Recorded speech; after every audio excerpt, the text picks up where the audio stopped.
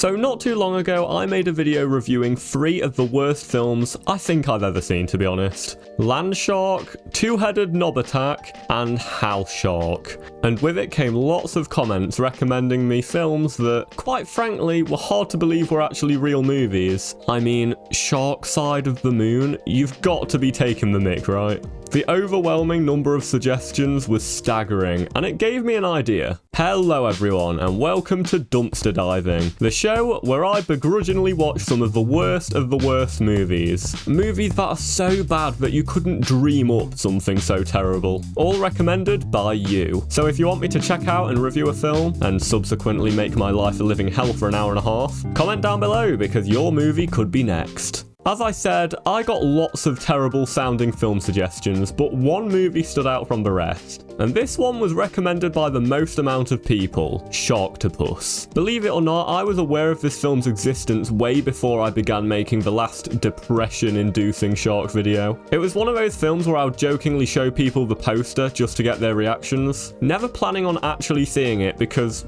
well, just look at it. But now my hand was forced as I sat down and watched this movie unfold, and now I'm speechless, to be honest. The film begins similarly to Land Shark, with a weird collection of almost vlog-like shots, clearly taken from a late 2000s action camera. We see these 2 girls laying on the beach, one of them pestering the other to come into the sea with her. She answers saying no because of the fish. Out of nowhere, a shark, well, a fin, comes chasing after her. Being in complete sunlight in a sea as clear as this means that you can clearly see there is nothing underneath the water, but, you know. Her friend screams shark as quietly as possible to warn her.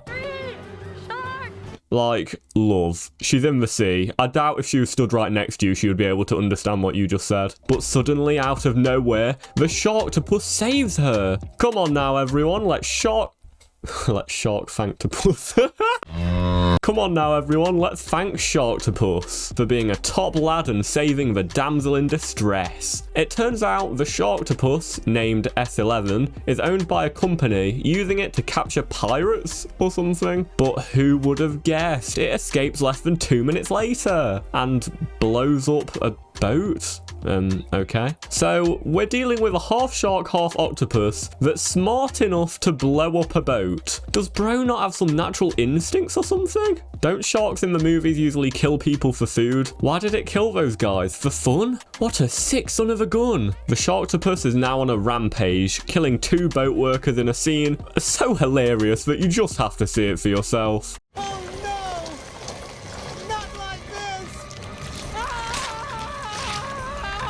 He literally just jumped off. I must say though, Sharktopus is less than 10 minutes into it by this point. This film is off to a bang.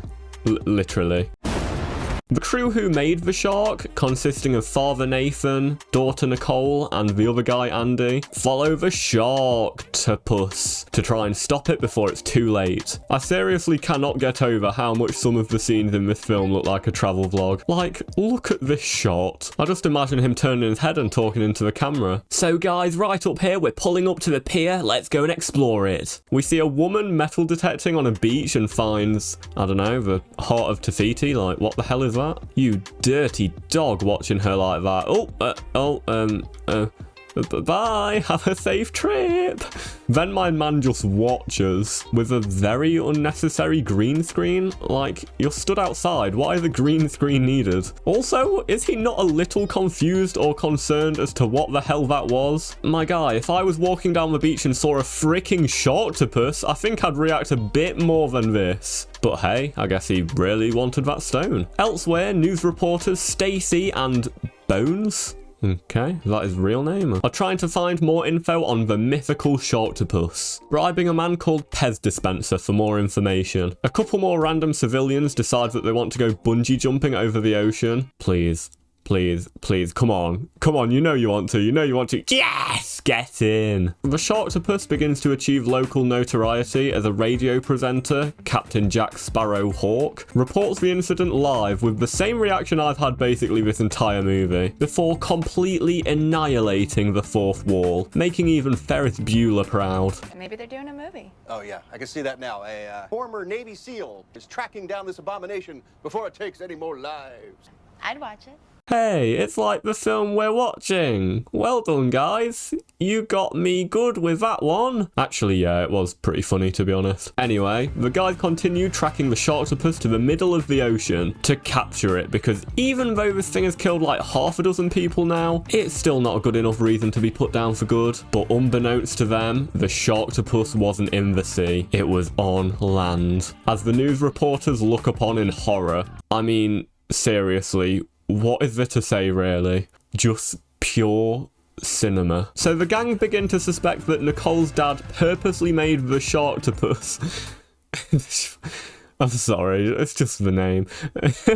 Anyway, they begin to suspect that he purposely made it murderous. Because, as I said, bro's just out here killing folk for the fun of it. But why would he do such a thing? Andy and the 3 other people I don't remember the names of go underwater to try and capture that darn Sharktopus. Homie Sharktopus just tears through them like paper, leaving only Andy alive. Couldn't have guessed that. Nathan admits to Nicole that he did make the Sharktopus deadly. What a silly man. And he doesn't even care about the 3 guys who died. Neither do I, to be honest. But fam, you can't speak to your daughter like that. She's out here trying to capture the damn thing and you're sitting on your arse in that luxury yacht. Shame on you. Andy and Nicole stumble across the news reporters and Pez dispenser and threaten them with a freaking machine gun. Where the hell did that come from? But the Sharktopus got to them first. No!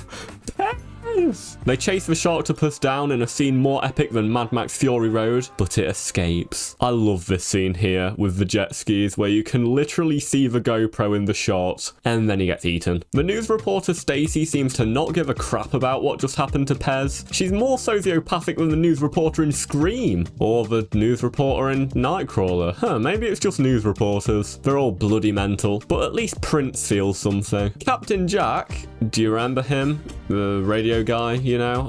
Well, anyway, it doesn't matter because he's dead. Elsewhere, these random guys on a boat are attacked and eaten. Oh, well, she did, but I guess her legs just magically healed. Don't you love it when that happens? Andy resorts to just shooting the Sharktopus now as Santos, who I guess has been here the whole film, but I've only somehow just noticed his existence, is eaten. Jesus Christ, they have a grenade launcher now too? The Sharktopus says hi to Nicole, and her father further confirms that he doesn't give a crap about casualties and only wants his sweet little Sharktopus baby back. He offers Andy $1 million to bring it back to him, but my guy Andy mic drops on that MFer because he don't care about that money, especially when lives are at stake. And now it's a race. Can Nathan get to the 2-headed landhouse Sharktopus before Andy and Nicole can terminate it? Find out next time on Dragon Ball Z. Oh, more vlog content. Like I said earlier, cinema. Dude, that's awesome! Anyway, it's confrontation time.